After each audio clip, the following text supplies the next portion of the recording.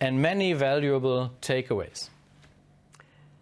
Thank you very much, State Secretary, for that wide-ranging look at both the promise and also the downside of the expanding online marketplace. And you've also presented some very compelling arguments about why it is so important that policy design put empowering consumers and citizens at the very heart of its efforts. Ladies and gentlemen, permit me just one word on the promise of the digital age before we turn to a keynote from the Asean Secretariat.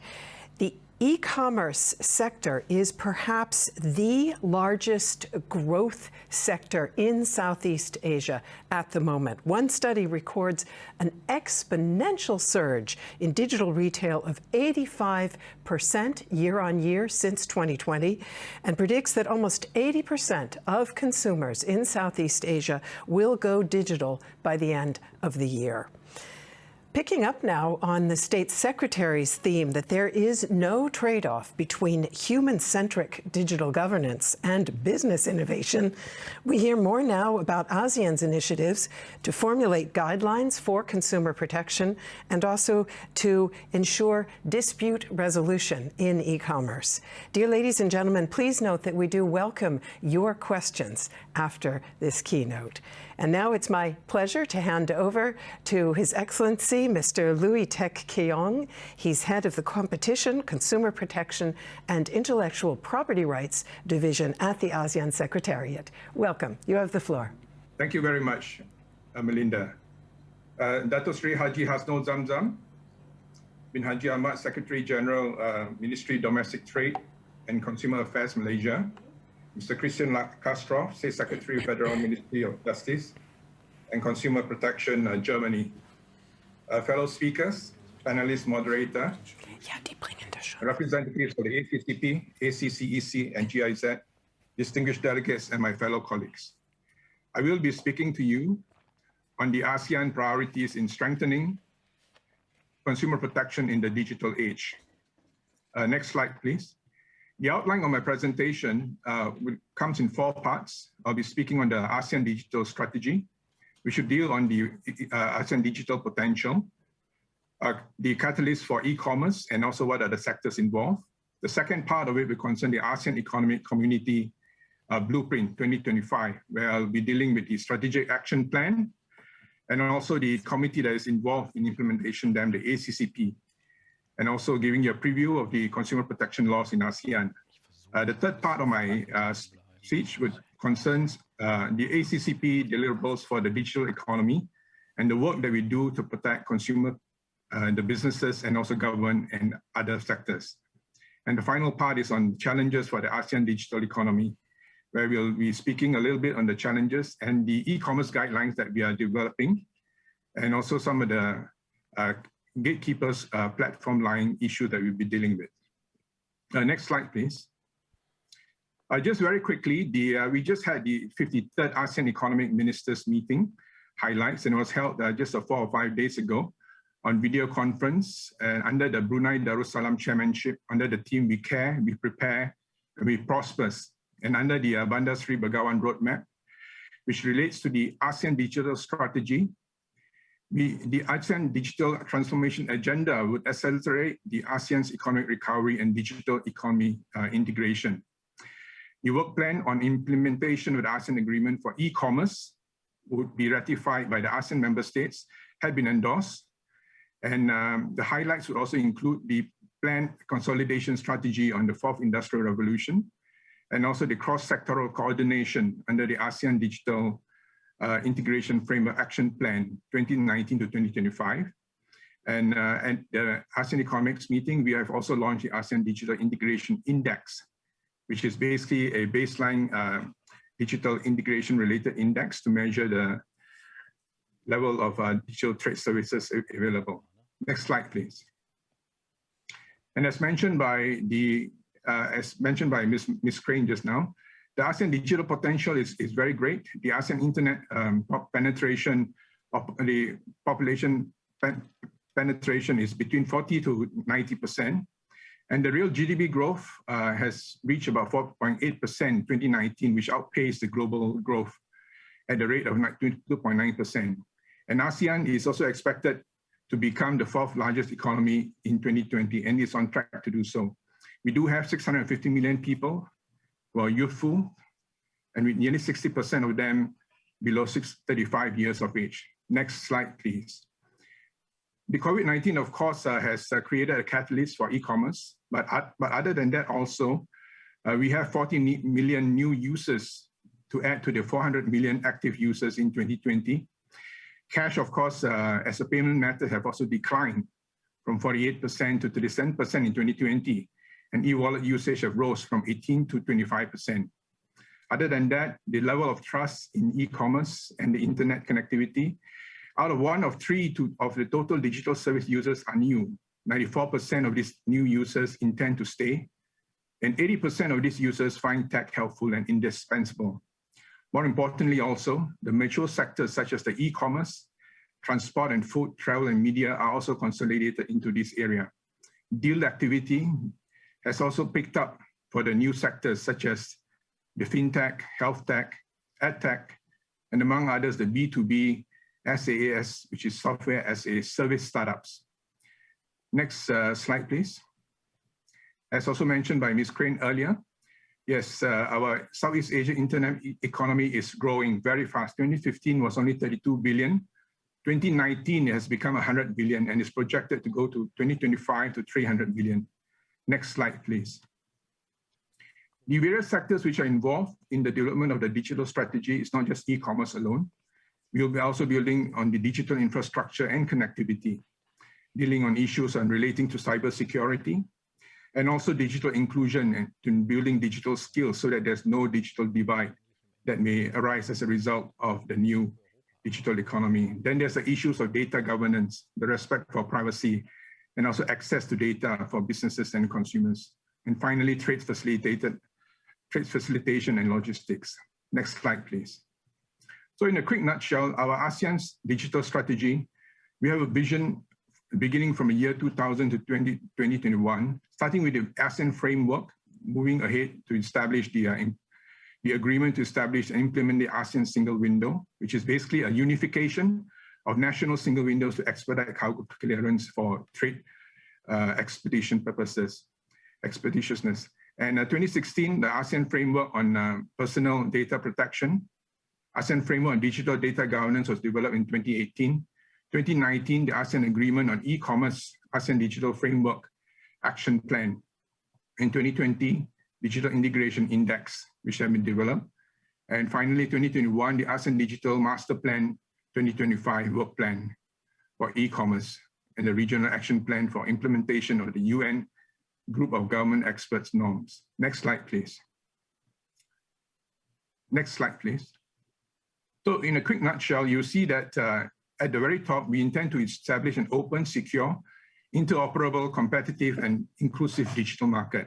This will be, of course, supported by the 3 pillars of e-commerce being the new driver for digitalization on the basis of the work plan on e-commerce. And the middle column is to accelerate the digital transformation in all sectors based on the Digital Integration Framework Action Plan, which we have developed.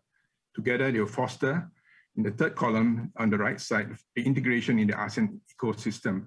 This, of course, will be built upon the infrastructure that's been developed on digital connectivity and data cybersecurity I mentioned earlier, and enabling laws and regulations, which are standards, would be in line with international best practices, and also the development of digital talent, and enabling innovation, R&D, and ensuring investment in startups could thrive in this sector. Next slide, please. So in a nutshell, you see that we do have a very massive and long vision for ASEAN digital strategy. As far as the ASEAN Economic Community Blueprint is concerned, this contains the strategy to develop the regional integration of the economic community from 2021 to 2015 to 2025. And in it, of course, the roles of all the sectors have been set out. And with regard to the ASEAN consumer protection, there are a few strategic measures which are in line with our action plan. And this is to establish a common ASEAN digital platform, which will be able to consumer protection framework, promote a higher level of consumer empowerment and knowledge, build higher consumer confidence, and cross-border commercial transactions. Also to encourage consumer-related matters in ASEAN policies, and promote consumer protection measures in products and services. Next slide, please. And under the, next slide, please. Under the ASEAN Strategic Action Plan, next slide, please. There are, of course, 4 strategic goals, 11 outcomes, and 19 initiatives. Next slide, please. And we now spell out, just very quickly, next slide, please. The ASEAN Strategic Action Plan for Consumer Protection. You notice that the 4 strategic goals are on your left side, but on the right side are the outcomes to develop the high-level principles for consumer protection which have been done, recommendations for improving the effectiveness of consumers' protection regimes in ASEAN identified and implemented, and legal framework for consumer protection in AMS strengthened. And then another level, high level of consumer empowerment and knowledge to develop the capacity of consumer protection agents in ASEAN are strengthened. Next slide, please. Then under the strategic goals, high consumer confidence, the outcomes are to develop the existing dispute resolution and redress mechanism, and also the new dispute resolution and redress mechanism are set up in ASEAN to resolve domestic and cross-border disputes.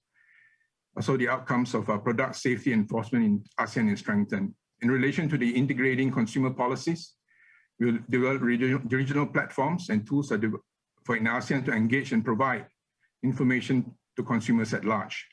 Higher level of consumer empowerment is ensured. Impact assessment and social consumer protection issues are discussed at higher level to gain better traction. Next slide. So the ASEAN Committee on Consumer Protection, the ACCP, they are the body that's responsible for implementing those deliverables, established in 2007 and endorsed by the ASEAN Economic Ministers. The ASEAN Consumer Association Network was established in 2018. So the focus is to provide exchange of information, experience of consumer protection policies, encourage the development and implementation of effective consumer protection laws and policies, empower ASEAN consumers, and also hold regular stakeholders engagements. And as far as the ASEAN Association Network is concerned, to hold dialogues, workshop, public forums, and engage with them, and to strengthen the consumer association to encourage participation in standard setting. Next slide, please. You'll notice that the status of consumer protection laws in ASEAN, all 10 AMS have established consumer protection laws. Some of them are being revised in order to address the various emerging challenges in the digital economy. Next slide, please. The primary stakeholders for the ACCP activities, of course, are the ASEAN consumers, the ASEAN businesses, and also the ASEAN protection agencies and government institutions. Now I will deal with the third part of my address on the various deliverables which we have developed for the purposes of protecting the consumers. Next slide, please. On consumers, on the ASEAN consumers, we have the ASEAN Regional Information Campaign, as mentioned by the Secretary General in his welcoming remarks, where consumer education has been enhanced by educating on topics such as online shopping, consumer redress, misleading and deceptive advertisement in the marketplace. We have also developed the handbook on ASEAN consumer protection laws and regulations. This is, of course, to inform the public on ASEAN laws and regulation, on consumer protection, and also consumer protection agencies of ASEAN member states, their contact particulars and access and emails, the complaints mechanism available for redress and remedies, and also what are the information and national consumer associations that might be operating there. Next slide, please. Other than that, we have also developed we are developing the ASEAN Online Interactive and Distance Learning and e-learning modules. This is, of course, a set of online lessons and planned for the public with interactive multimedia and downloadable content. Tools to be hosted on the ACCP website with the following 4 modules: understanding consumer protection, becoming consumer champion, building consumer movement, and also mediating disputes. Next year, we will also be organizing the ASEAN Consumer Protection Conference as part of advocacy to discuss consumer protection issues in ASEAN. It is intended to get better traction and visibility of this issue to the public.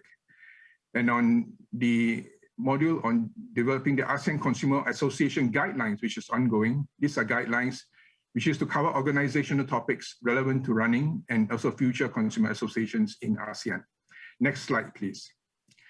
For the ASEAN business, and also for the purposes of ensuring enhanced consumer protection, the ASEAN Online Business Code of Conduct, as also mentioned by the Secretary General, contains 15 core commitments towards consumers that can only be applied and adopted by online business.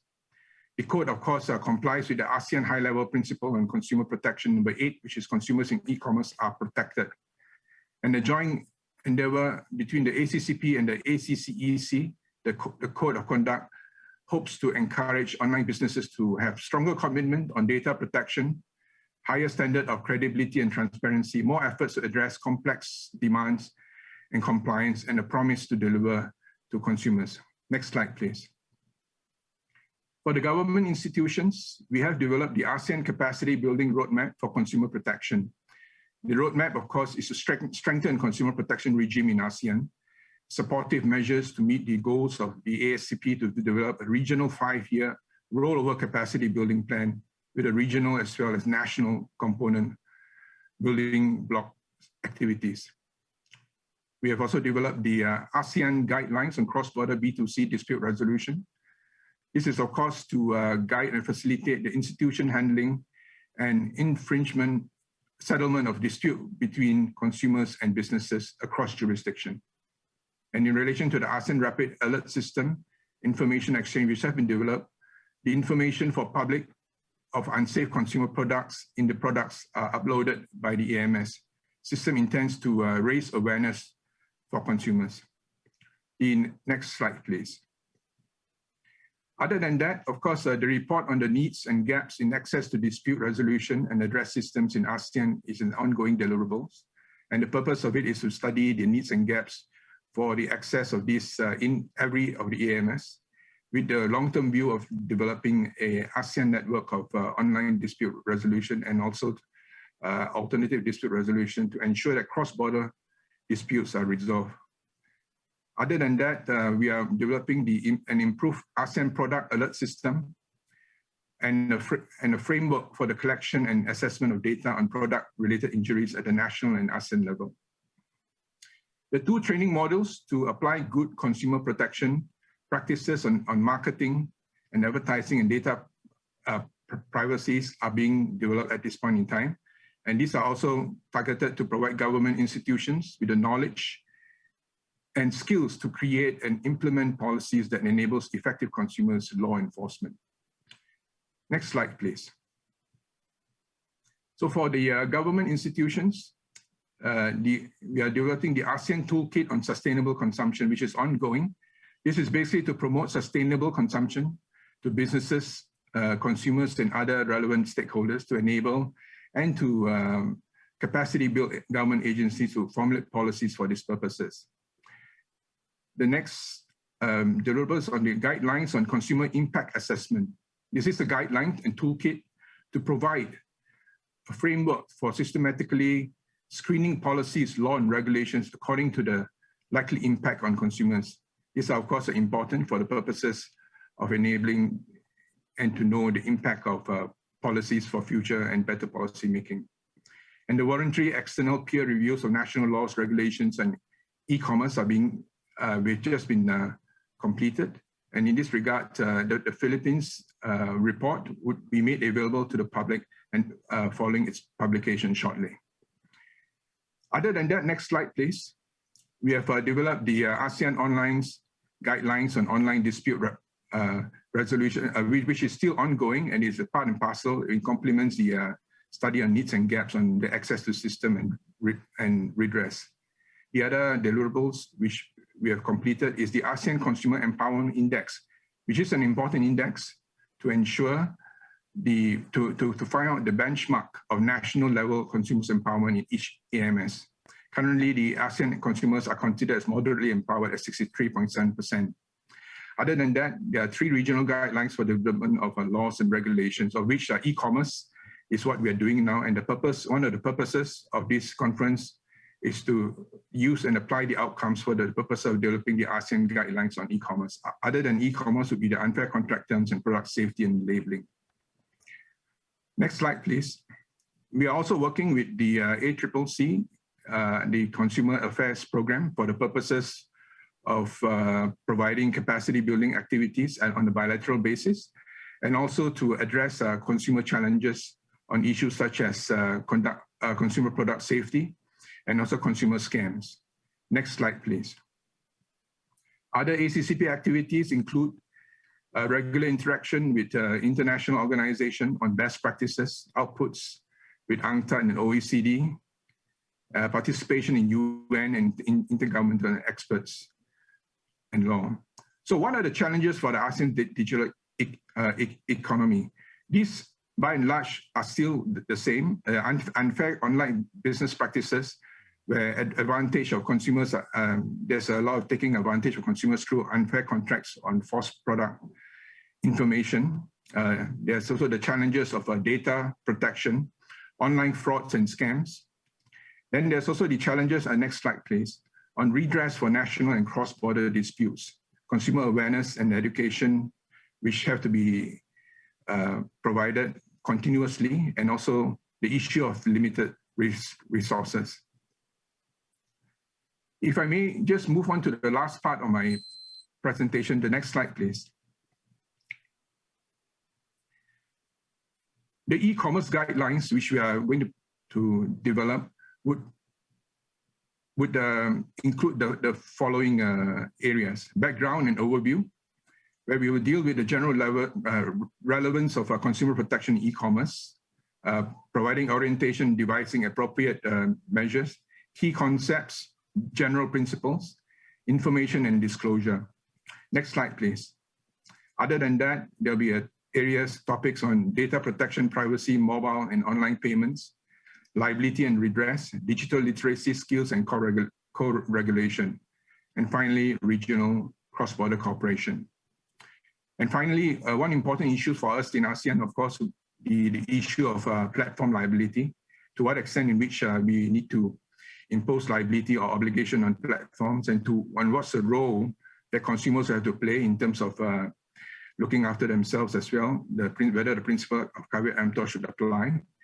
And of course, the participation of other stakeholders, like brand owners and also government agencies, so that a more holistic overview and strategy can be developed to address all the issues in the digital economy impacting the consumers. Finally, to wrap up very quickly, the growth of the digital economy, the last slide please, is exponential, as mentioned by the previous speakers. It's a game changer, and consumer protection must continue to evolve, and cross-border transaction will be the default, requiring regional cooperation. Redress and access to alternative dispute resolution with enforceable remedies must be developed so that there would not only be paper judgment for consumers. Data privacy and security issues have to be ensured in order to develop trust, and consumer awareness and constant education have to be carried out constantly. And with that, I'd like to thank the BMJV, GGIZ, and also all the stakeholders and those who are present here today for making this conference a success. I wish you all a fruitful discussion. Thank you. Excellency, Mr. Looi, thank you very much for that very comprehensive and very interesting overview. And let me just say to our audience, dear ladies and gentlemen, this is now an opportunity for you to pose your questions, both to Mr. Looi and also to State Secretary Kastrop.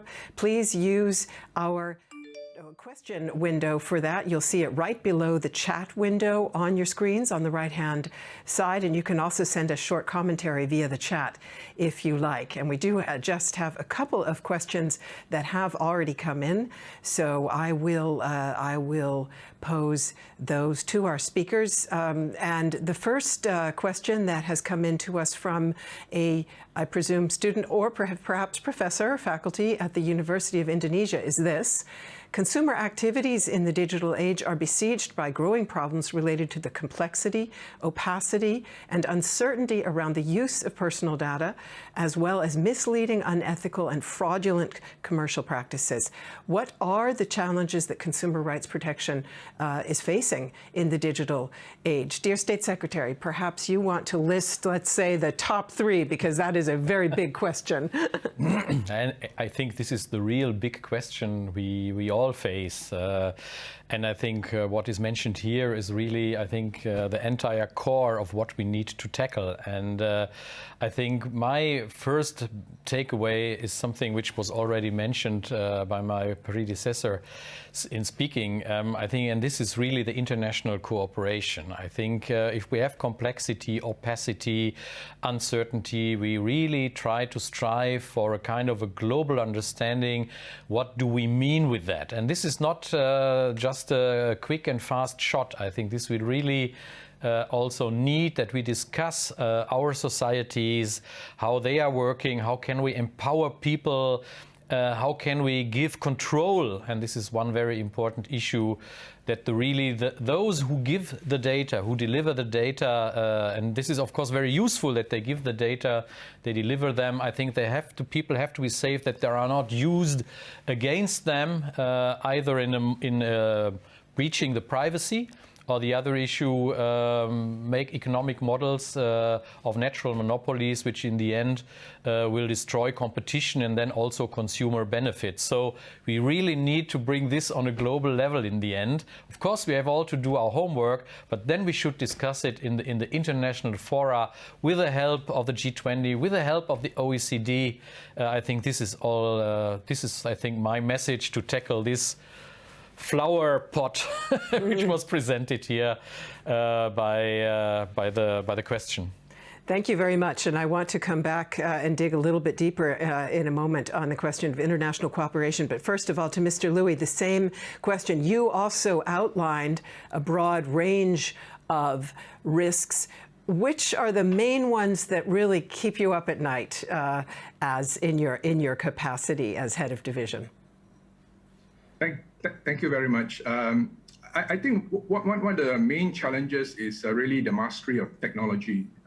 We are very concerned because for whatever legislative approaches and also the strategy that we implement, we would try not to be like, one step behind what the perpetrators are doing in terms of the deployment of their technology. Apparently, we should ensure that our technology is actually moving faster and ahead of the perpetrator and the organized crimes, because they do have access and deep pockets, and they're able to ensure that these technologies would be able to be used to manipulate and also to avoid and circumvent all the steps that we might take to try to stop them and enforce the laws that we have sort of passed. But other than that, also the consumers themselves must also play a very strong role, and I think this is when education is very important to start off from very, very young, because I understand that if there are really issues such as this, which is very challenging, and also then we really need to start them off at a very young age to understand that when you deal with the internet economy and all that, you have to ensure that your common sense is not being surrendered. And then if you sense there's red flags, you must be able to act on it and to know when not to trust the website that you're on. But more importantly also is because in terms of the consumers, in terms of numbers, there's so many of us, and I believe, and also we have so much more resources than those who want to abuse and manipulate this system. I believe in the longer term, we should be able to win this game and not to allow them to exploit us. Thank you. Mr. Looi, can I just ask you one follow-up on the issue of raising public awareness and providing consumers with more information? That is a key part of your strategy, and you outlined the different aspects of that.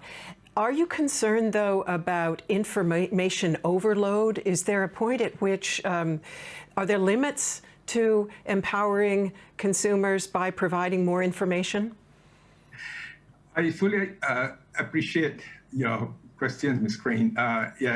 in fact, what I have in mind is, really not about just, just pouring information and then overloading them, but really to help to address these information at the most basic level. Like, for example, developing an icon. When you look at a particular icon or a red flag, or maybe one or two words, Mr. Looi, I'm just going to interrupt you there because we are having some breakup. Maybe we're going to give your online connection a chance to restore itself, and I will go briefly to the State Secretary.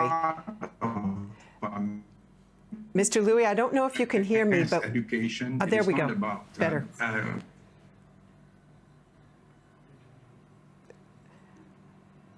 Okay, I think we're going to work on improving your connection. Let me just pose the same question to State Secretary Kastrop. State Secretary, clearly there are risks associated with information overload. What would you say are the most crucial pieces of information we need to get to consumers, and how can we avoid overloading them with information and thereby undermining the goal of raising awareness? Yeah, I think the most important information the consumer may need is what is happening with his behavior in the digital rooms. So, and this is about data. This is about leaving a trace in the digital rooms, and that this is then reused. And I think this is all the critical things. So this will empower artificial intelligence, but this will also empower via artificial intelligence and learning machines. Also kind of endangering your privacy. It will put you into dark patterns. You can be manipulated. You see, there is no public curation within the internet. You have just to rely on the safety itself. There's a general regulation. But I think the main issue would be what is happening with the informations and the traces you leave in the internet.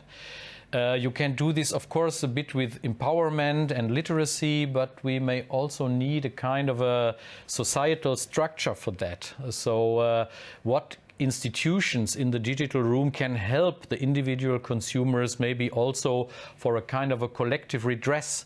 And this, of course, can be the state, the public, but I think most important is probably that we also have an institutional design in the digital rooms, on the platforms, within the platforms, where you have a kind of a collective redress possibility, for instance, via data trustees or data intermediaries, who may also be able to check algorithms which are used on you. So I think we need this public oversight, we need regulation, empowerment, digital literacy, but we may also need a new, say, societal institutional design in the digital rooms, where people can go at it also quickly. You see, if it's about regulation and the law, this will take time. It's necessary to have a regulation, to have a law, but much more important is that consumers, civil society can immediately react to fraudulent issues, to unsafe products, or to dark patterns. Thank you very much. Let me try and see whether Mr. Looi's connection is better now. Mr. Looi, unfortunately, I stopped you in midstream there. If your connection's better, you're welcome to pick up where you left off in regard to the potential of information overload for consumers. And I would add another question as well, because the State Secretary just talked about the importance of ensuring that business adhere also to codes of conduct. You yourself mentioned that, but I would have a similar question on that point, which is how far voluntary codes of conduct really take us. Of course, there are a lot of economic incentives for business to use some of the manipulative devices we're talking about. So perhaps join up your answer on voluntary codes of conduct for business with information and public awareness for consumers.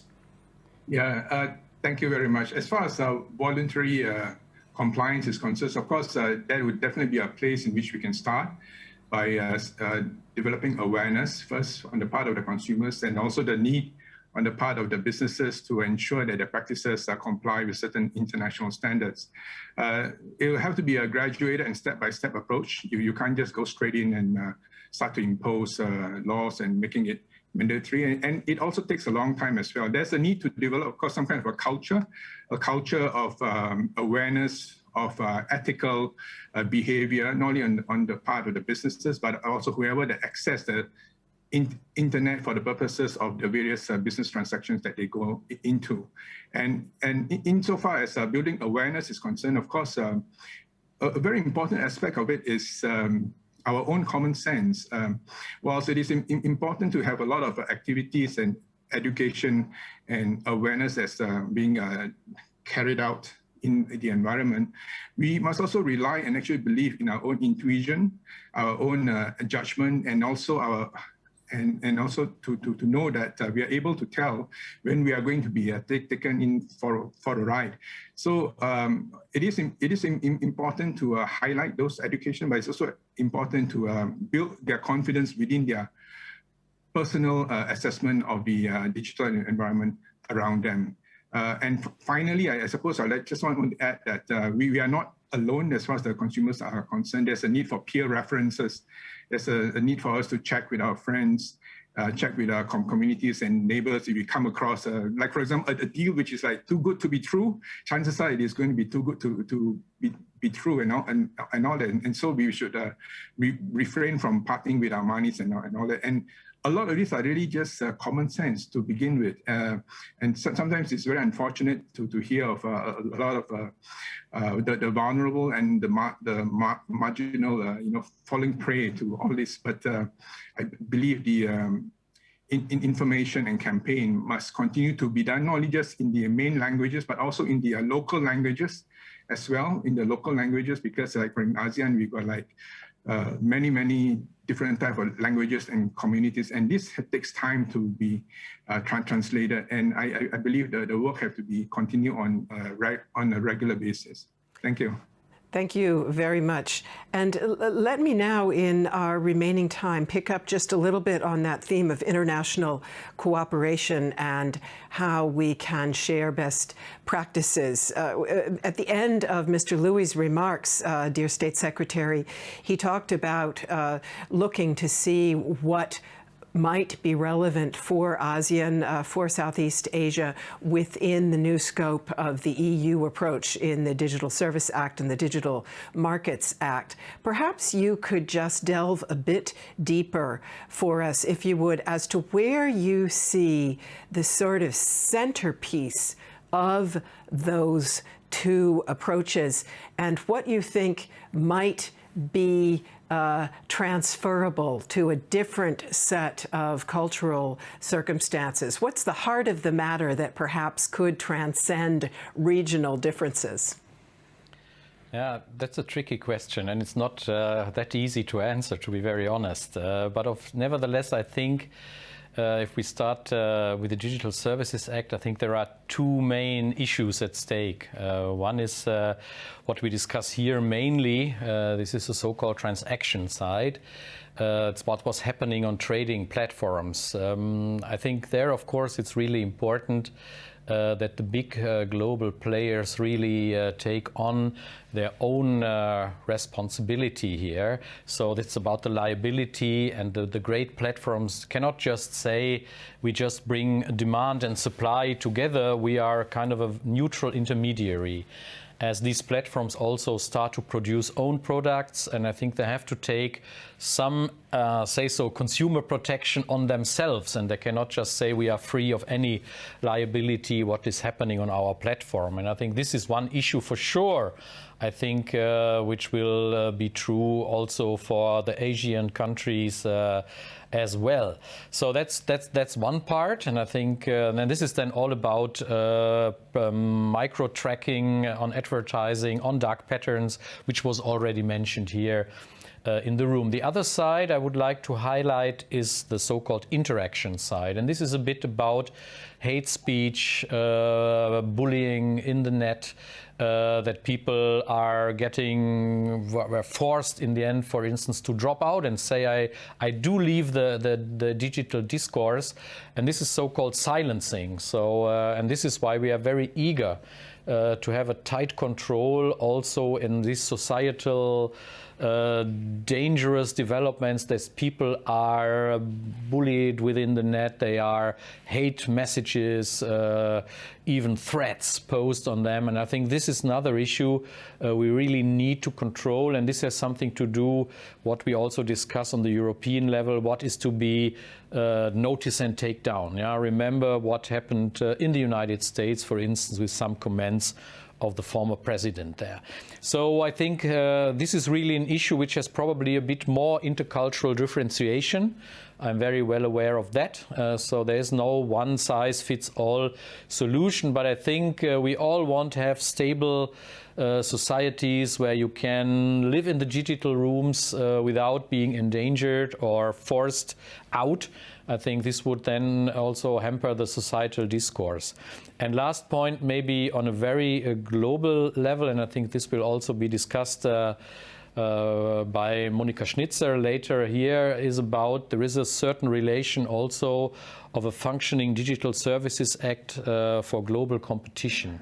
So there is also an issue there that a well-done consumer protection can also help to control, say, market positions which have a monopolic structure and which will then in the end hamper consumer benefits and consumer rents. Thank you very much. Let me go to Mr. Looi and ask for your response to that. And what we're essentially hearing is that we can't simply assume that roles in the digital space are analog to what we know in the real world, but we're hearing from the State Secretary, we need to really take a look at the functional role that different actors play and how they interrelate in the digital space, particularly in regard to digital marketplaces, online marketplaces. Does that resonate with you, and what kind of challenges does that pose for policymakers in Southeast Asia? Well, of course, over in Southeast Asia, unlike the European Union, we don't have a union, but we are an association of 10 different countries, 10 different set of laws.